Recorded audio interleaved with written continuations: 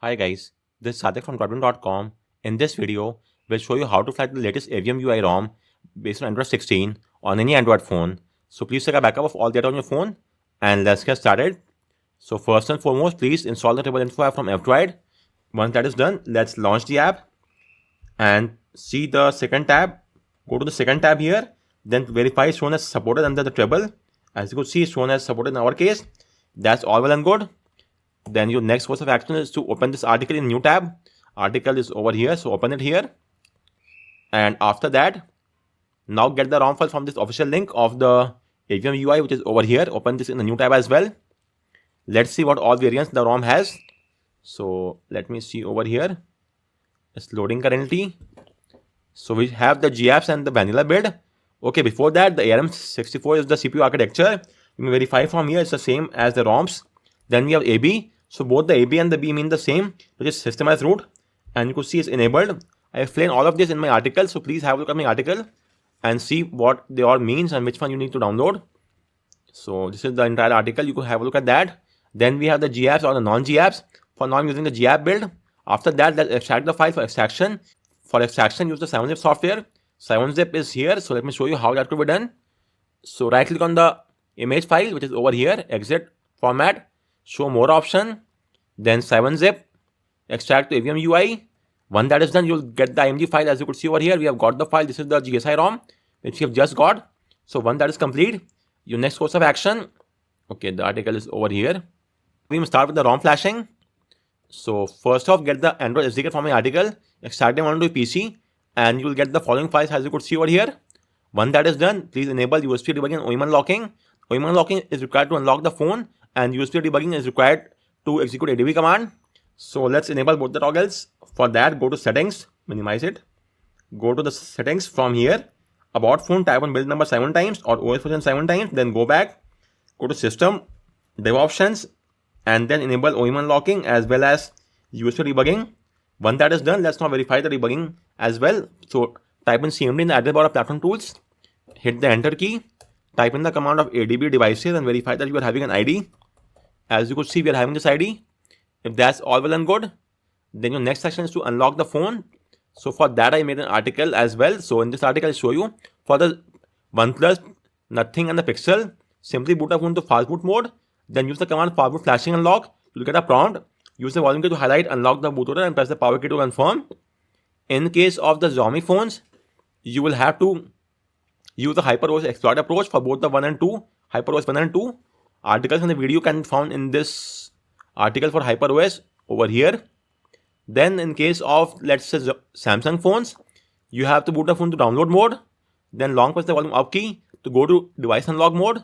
Then once again press the volume up key to unlock the phone. Once that is done, please connect to Wi-Fi and make sure that OEM unlocking is shown here, enabled and gray out.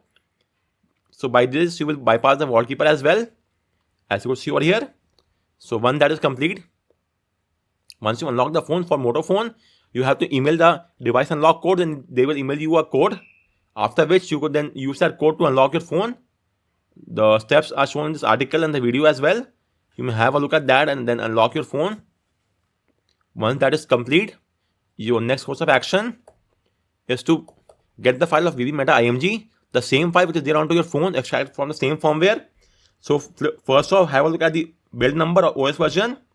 So you could see over here and get the same firmware which is onto your phone installed currently.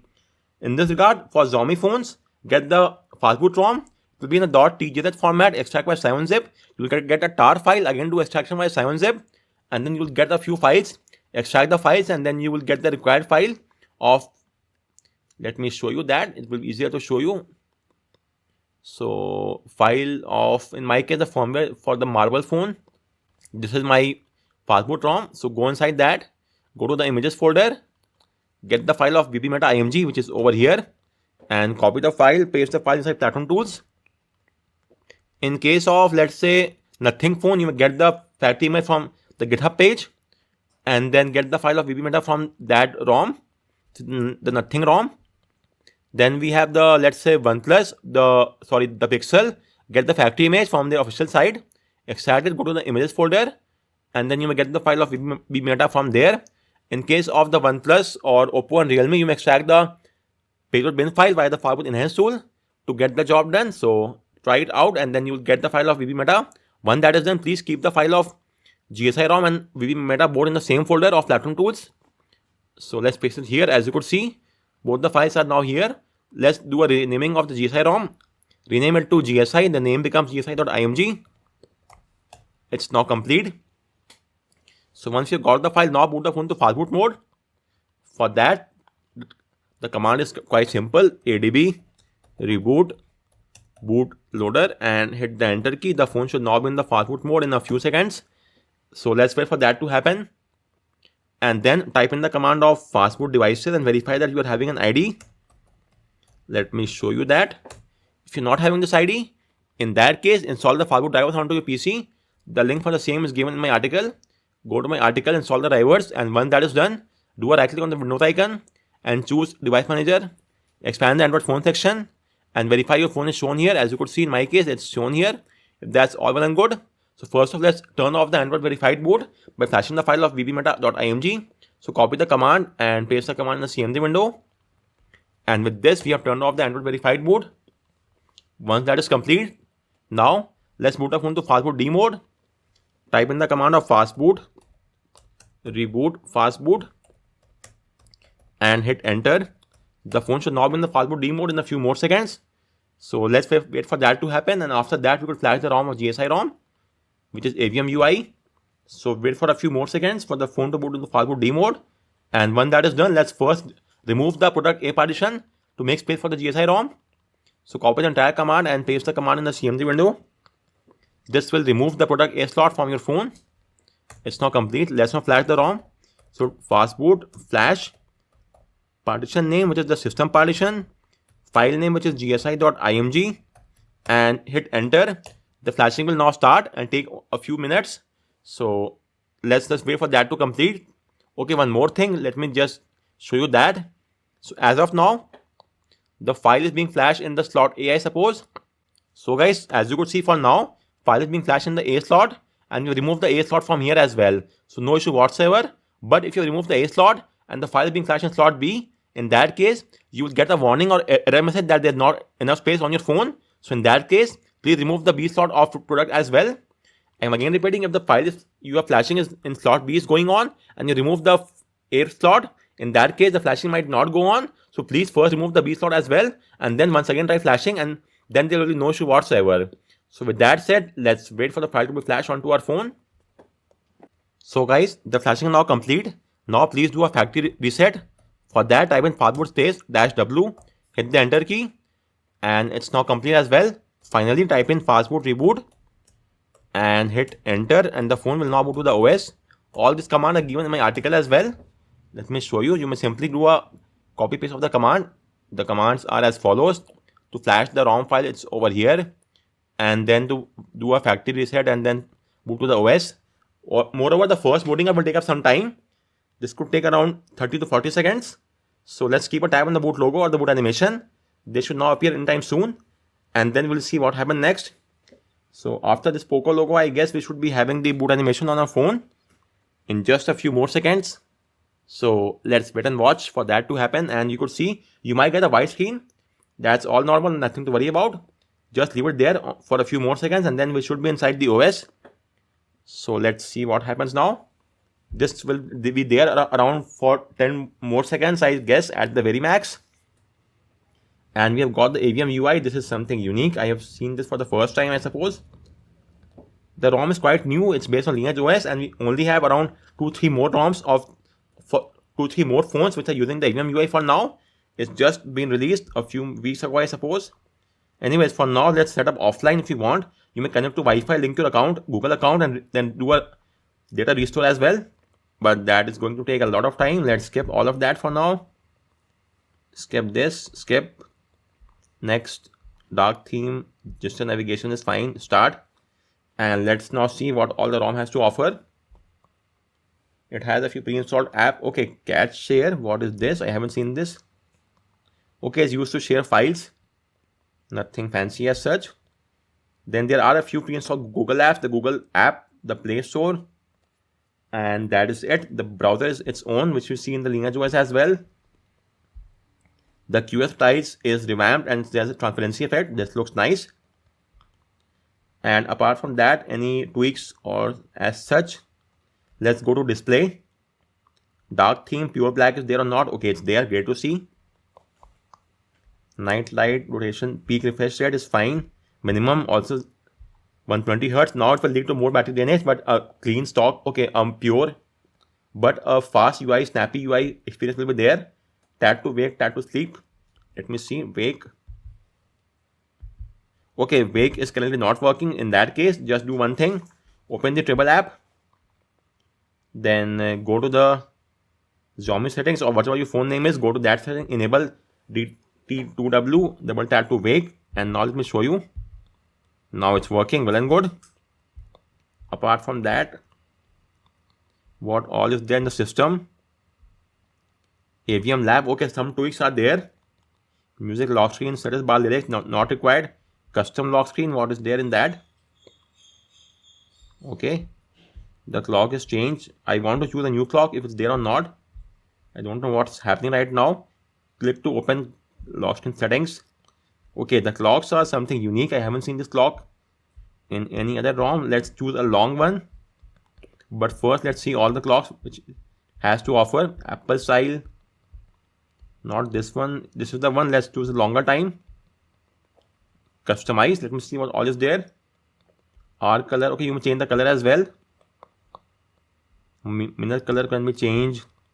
Blur clock. Blur effect. Confirm. Or simply let's choose this one. Apply. Let's see how it looks. Okay, it's something unique. Disable lock screen dimming. Launcher transition blur. Screen text extraction, the same as Google Lens, or you may say circle to search. That will get the job done as well. Moon suggestions. What is this? Screen or flashlight, music, app suggestions, open link in app. Quick. Okay, I don't know what all these features are for. Nothing much useful as such. Floating windows. Let's say calendar, calculator, audio effects, Google app, music. It's not done. So what next? Well, the apps are added now. What is the next? Okay, that's great. You may switch the app, add more apps from this section, hit the plus key, drag the app wherever required in the home screen. Okay, it's there as well. Open it and you may add the app from here as well. Close it then. This is a great feature. I haven't seen this in any other ROM till date. That's not there. Only in this ROM I've seen this feature. Then language buttons. Power menu, advanced restart is there. Restart to power. Okay, we have the option to the system recovery and fastboot. System UI is not there. Not a major concern. Then nothing new as such in the gestures. Gesture mode, navigation, one hand mode will get the same as in all the other ROMs. Then let's see the wallpaper and style section from here. We have seen the clock style already. You may change the color and size from here. Then icons, status bar icons. Let's say rounded, apply, and they are now changed. Font style are there as well, only 4 font. It's based on Lineage OS, so Lineage OS has also only 4 fonts. Same as here. In the home screen, you may change the theme icons. They are now enabled. Change the wallpaper. Any extra okay, there are some wallpapers there. Let's choose any one of them. The black themes. This is way too much black, not the one which I'm liking. And what is this? Let's set it 1 for now. Let's do it. For the time being, this will get the job done. App grade should be 5/5 for me. Okay, it's still 6/7, way too much. This is, well, 5/5. Now it's fine. Icon font, icon shape. Let's choose Pebble. There are a few ones as well, other ones. Pebble, apply, and it's now implemented as you could see. And anything else? Nothing else from here. Let's see the home settings. Icons. Let me see which launcher is being used. It's using the launcher. Okay, it has its own launcher, Avium launcher. Great to see. And then in the home screen, swipe to access Google app. This can be turned off, which is this one, Google app swipe to access. You can turn that off if not required. Then At a glance can be turned off as well. Google search bar, this is the search bar, this is at a glance.